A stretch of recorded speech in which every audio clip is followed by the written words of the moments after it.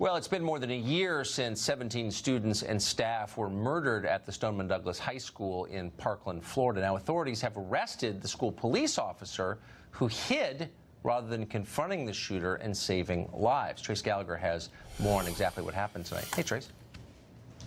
Hey, Tucker, former Broward County Deputy Scott Peterson is facing 11 charges, but they all come down to one thing. Instead of taking action, he took cover. Remember, most of the students and faculty killed and injured were on the first and third floors of Building 1200 at Marjorie Stoneman Douglas High School. Scott Peterson is not facing any charges for what happened on the first floor because experts say there wasn't time for anyone to intervene. But Peterson is facing charges for what happened on the third floor, where many believe he could have saved lives, including Lori Alladef, whose daughter Alyssa was among those killed. Watch. He needs to go to jail, and he needs to serve a lifetime in prison for not going in that day and taking down the threat, and that led to the death of our loved ones. In his defense, the 56-year-old Peterson claims that when the early reports came in, he took cover outside the school because he didn't know where the shots were coming from. But the radio calls he made contradict that. Listen. It could be firecrackers. I think we got shots fired.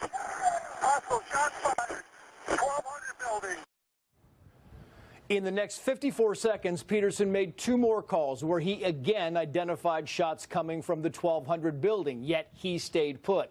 The investigation into the shooting found not only did Peterson retreat during the gunfire, he also warned other law enforcement to remain 500 feet away from Building 1200. Peterson has now officially been fired from the sheriff's office, and if he's convicted, faces up to 97 years in prison. Tucker. Remarkable. Trace Gallagher, thank you.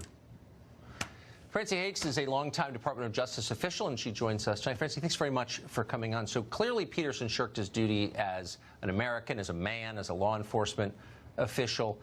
I'm shocked and happy to see that he's facing criminal charges, but is there precedent for this? On what grounds is he being prosecuted?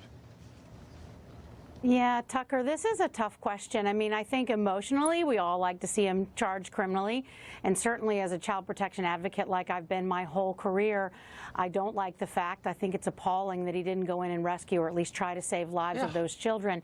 But it is unprecedented. It really is. The Supreme Court has held that law enforcement officers have no individual duty of care to any particular person. So here in Florida, what they're trying to do is say that he was in the role of a caregiver, which is a very specific statutory definition, and in that role as a caregiver, he was negligent to such a degree that he had basically a depraved indifference to human life through his inaction.